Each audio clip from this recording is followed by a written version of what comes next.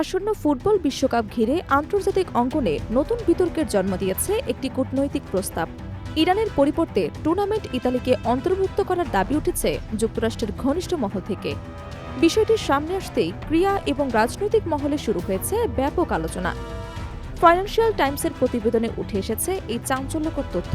তবে এখনও ফিফা বা সংশ্লিষ্ট কোনো পক্ষ আনুষ্ঠানিক প্রতিক্রিয়া জানায়নি। সব মিলিয়ে বিশ্বকাপের প্রস্তুতিতে তৈরি হয়েছে নতুন উত্তেজনা, নতুন অনিশ্চয়তা। প্রতিবেদন অনুযায়ী যুক্তরাষ্ট্রের প্রেসিডেন্ট ডোনাল্ড ট্রাম্পের ঘনিষ্ঠ বিশেষ দূত পাওলো জাম্পোল্লি এই প্রস্তাব সামনে এনেছেন। তিনি ট্রাম্প এবং ফিফা সভাপতি জিয়ানি ইনফান্তিনোর কাছে ইরানের পরিবর্তে ইতালিকে বিশ্বকাপে অন্তর্ভুক্ত করার কথা বলেন। ইতালিতে জন্ম নেওয়া এই দূতের মতে 4 বারের বিশ্ব চ্যাম্পিয়ন দলকে যুক্তরাষ্ট্রে অনুষ্ঠিত বিশ্বকাপে দেখা গেলে সেটি হবে স্বপ্নের মতো একটি মুহূর্ত। এই উদ্যোগের পেছনে কূটনৈতিক প্রেক্ষাপট রয়েছে বলে জানিয়েছে ফাইন্যান্সিয়াল টাইমস। ইরান সম্পর্কিত ইস্যুতে পোপের সমালোচনার পর ট্রাম্পের কিছু মন্তব্য ইতালির প্রধানমন্ত্রী জর্জিয়া মেলোনির সঙ্গে সম্পর্কে টানাপোড়েন তৈরি করে। সে সম্পর্ক পুনরুদ্ধারের কৌশল হিসেবে এমন প্রস্তাব এসেছে বলে ধারণা করা হচ্ছে। তবে বাস্তবতা বলছে ভিন্ন কথা। টানা তৃতীয়বারের মতো বিশ্বকাপের মূল পর্বে উঠতে ব্যর্থ হয়েছে ইতালি। এবার বসনিয়া এবং হার্জেগোভিনার বিপক্ষে প্লে অফে টাইব্রেকারে 4-1 গোলে হেরে বিদায় নেয় তারা। ফলে মাঠের পারফরমেন্সের দিক থেকে তাদের অংশগ্রহণ নিয়েও প্রশ্ন রয়েছে। অন্যদিকে ইরান টানা চতুর্থবারের মতো বিশ্বকাপের মূল পর্বে জায়গা করে নিয়েছে। তবে সাম্প্রতিক সময়ে দেশটিতে মার্কিন এবং ইসরায়েলি বাহিনীর যৌথ হামলার পর ইরান ফুটবল ফেডারেশন ফিফার কাছে তাদের গ্রুপ পর্বের ম্যাচ যুক্তরাষ্ট্রের বাইরে সরিয়ে নেওয়ার অনুরোধ জানিয়েছে।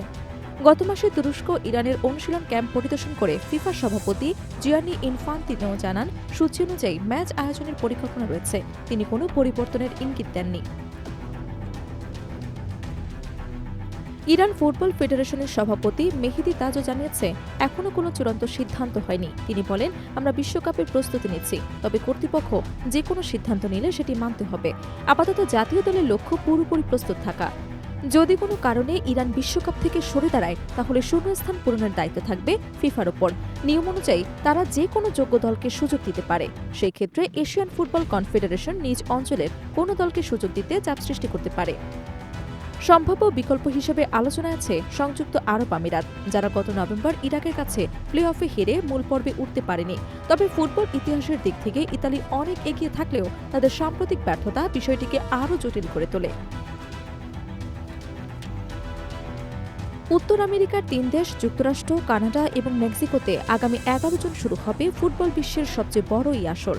বিশ্বজুড়ে সমর্থকদের মনে এখন একটাই প্রশ্ন, কে হবে নতুন চ্যাম্পিয়ন? ঠিক এমন উত্তাপের মাঝেই টুর্নামেন্ট ঘিরে তৈরি হয়েছে নতুন রাজনৈতিক এবং কূটনৈতিক বিতর্ক, যা মাঠের লড়াইয়ের বাইরেও বাড়িয়ে দিয়েছে আলোচনার ঝড়।